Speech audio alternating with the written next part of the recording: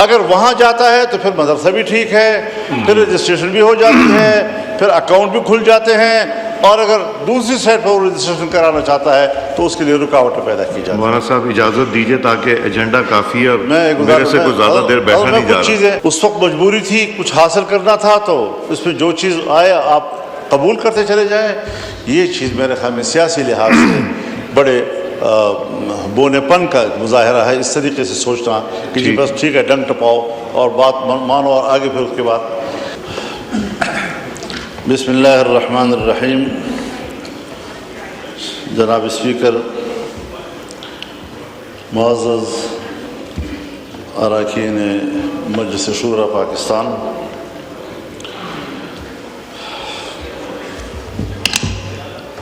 Parliament ایک ایسا forum ہے جہاں پر ہم باہمی بیٹھ کر کچھ معاملات مشاورت کے ساتھ طے کرتے ہیں، اور جب ہم کہتے ہیں کہ نبوت مکمل ہو چکی ہے، وحی مکمل ہو چکی ہے،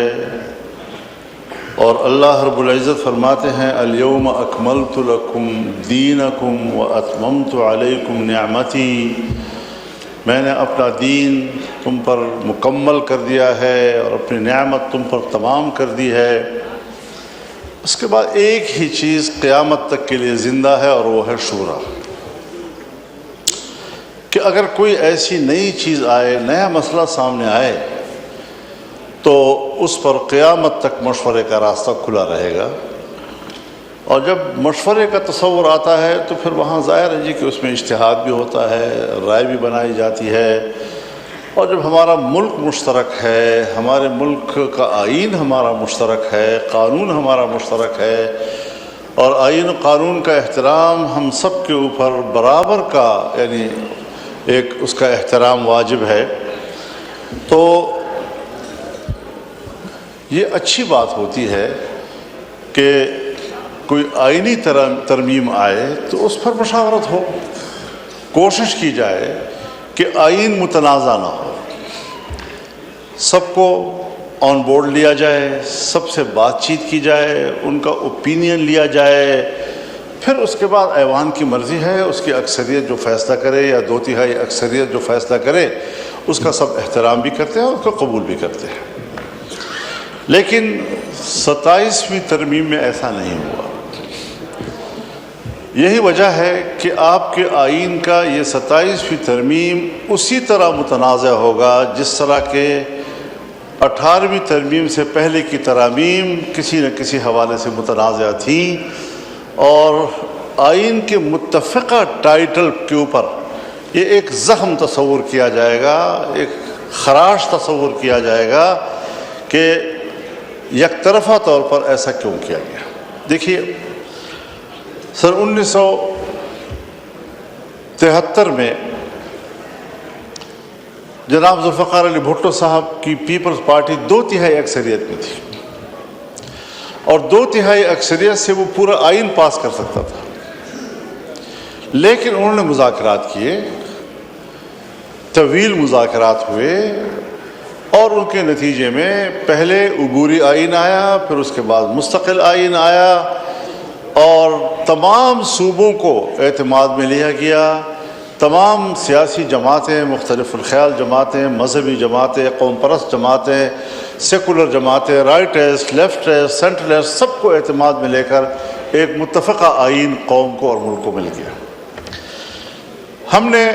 18ویں ترمیم میں بھی یہی مظاہرہ دیکھا کہ پورے ایوان نے 9 مہینے محنت کر کے 9 مہینے کے طویل عرصے میں ہم نے ایک ترمیم تیار کی اور ایوان میں آ کر متفقہ پاس کر لیا۔ یعنی میں اس نتیجے پر پہنچا، یہ میری زندگی کا ایک تجربہ تھا کہ ہم بڑوں کی بات کرتے تھے کہ وہ بڑے تھے اور ان کا تجربہ تھا اور ان کی بالغ نظری تھی، اور وہ کس طریقے سے آپس میں بیٹھ کر اختلافات کو سامنے رکھتے ہوئے مسائل کو حل کرتے تھے، لیکن جب 18ویں ترمیم 9 مہینے کے محنت کے بعد ہم نے تیار کی تو یہ اندازہ لگ گیا کہ الحمدللہ آج بھی دنیا کوئی گئی گزری نہیں ہے، اور آج بھی ہمارے پارلیمنٹ اور ان کی پارٹیاں، ان کی قیادت کے اندر یہ صلاحیت موجود ہے کہ وہ باوجود اپنے اپنے منشور کے، اختلاف رائے کے، وہ ایک اتفاق رائے پہ پہنچ سکتے ہیں۔ لیکن جب 26ویں ترمیم آئی، ٹھیک ہے ہمارے پی ٹی آئی کے دوست براہ راست اس میں شریک نہ ہوئے، لیکن وہ رابطے میں رہے، اور جو بھی ڈیولپمنٹس ہوتی تھی جے یو آئی اور گورنمنٹ کے درمیان، ہم اس سے ان کو آگاہ کرتے تھے، ان کی رائے لیتے تھے، ان کی تحفظات نوٹ کرتے تھے، ان کا اختلاف رائے نوٹ کرتے تھے، پھر آپ کے سامنے ہم رکھتے تھے، اور 1 مہینہ 1 ہفتے کے اندر ہم نے اس پر ایک اتفاق رائے حاصل کر لیا اور ایک قانون بن گیا، آئینی ترمیم ہو گئی۔ لیکن 27ویں ترمیم کے اوپر یہ جو جمہوریت کا ایک حق ہے، یہ جو پارلیمان کی ایک شائستگی ہے، وہ اس کے تقاضے پورے نہیں ہو سکے، اور یہی وجہ ہے کہ آج قوم مطمئن نہیں ہے اس کے بارے میں، اس حوالے سے اطمینان موجود نہیں ہے، نہیں کسی کو اعتماد میں لینے کی کوشش کی گئی۔ تو سب سے پہلی بات تو یہ ہے کہ شعوری طور پر ایسا کیوں کیا گیا، اور کیوں قوم کو یہ موقع فراہم کیا گیا کہ وہ آئین کے اوپر انگلی رکھے کہ آئین کا یہ حصہ جو ہے یہ جانبدارانہ ہے، یک طرفہ ہے۔ پھر اس کے اندر ظاہر ہے کہ کچھ ایسے مراعات اور سہولتیں بعض شخصیات کو دی گئی کہ ہمیں ان شخصیات کے حوالے سے، ان مناصب کے حوالے سے، اس کے احترام میں ہمارا کوئی اختلاف نہیں ہے، لیکن ملک کے اندر ایک طبقاتی فرق کہ اس منصب کا بندہ جو ہے وہ ایک الگ حیثیت سے ملک کے اندر مراعات یافتہ ہوگا، اور اس حیثیت کے لوگ جو ہے وہ اس حیثیت میں مراعات یافتہ ہوں گے۔ تو جناب اسپیکر، یہ پہلو اس کو مد نظر رکھنا چاہیے کہ قوم میں اس کو پذیرائی نہیں مل رہی ہے، اور لوگ طنز و مزاح بھی کرتے ہیں، اختلاف رائے بھی کرتے ہیں کہ ہمیں شخصیات سے بھی جھگڑا نہیں ہے، ہمیں ان کے ایک منصب سے بھی جھگڑا نہیں ہے، لیکن ایسے مراعات کسی کو دینا یہ شاید خدمات کا صلہ نہیں ہے، بلکہ یہ ایک مستقل طبقاتی فرق کا اور امتیاز کا مسئلہ ہے۔ جناب والا، قانون سازی 26ویں ترمیم میں بھی ہوئی، وہاں پر ہم نے کچھ ترامیم پیش کی تھی، سود کے حوالے سے بھی اسی طریقے سے ہم نے شرعی عدالت کو طاقتور بنانے کا آئینی راستہ اختیار کیا، ہم نے اسلامی نظریاتی کونسل کے سفارشات کو ڈیبیٹ کے لیے پارلیمان میں پیش کرنے کا دستوری حق حاصل کیا۔ 1 سال سے زیادہ عرصہ گزرنے کے باوجود اس وقت تک اسلامی نظریاتی کونسل کی ایک سفارش بھی ڈیبیٹ کے لیے پیش نہیں ہو سکی۔ اس کا معنی یہ ہے کہ کیا وہ سب کچھ دفع الوقتی تھا؟ اس وقت مجبوری تھی، کچھ حاصل کرنا تھا تو اس میں جو چیز آئے آپ قبول کرتے چلے جائیں؟ یہ چیز میرے خیال میں سیاسی لحاظ سے بڑے بونے پن کا مظاہرہ ہے، اس طریقے سے سوچنا کہ جی بس ٹھیک ہے ڈنگ ٹپاؤ اور بات مانو، اور آگے پھر اس کے بعد جی ایک قانون بنا دینی مدارس کے حوالے سے اور سوسائٹی ایکٹ کے تحت رجسٹریشن کے حوالے سے، دوسرا ابھی تک اس حوالے سے کوئی رجسٹریشن نہیں ہو رہی، بلکہ یہ سب گواہ ہیں، پورا ایوان گواہ ہے کہ جب قانون پاس ہوا تو قانون میں یہ ڈرافٹنگ ہم نے نہیں کی تھی، یہ ڈرافٹنگ گورنمنٹ نے کی تھی، اعظم تارڑ صاحب کی طرف سے یہ قانون آیا تھا، اور اس میں صرف ان مدارس کا ذکر تھا کہ جو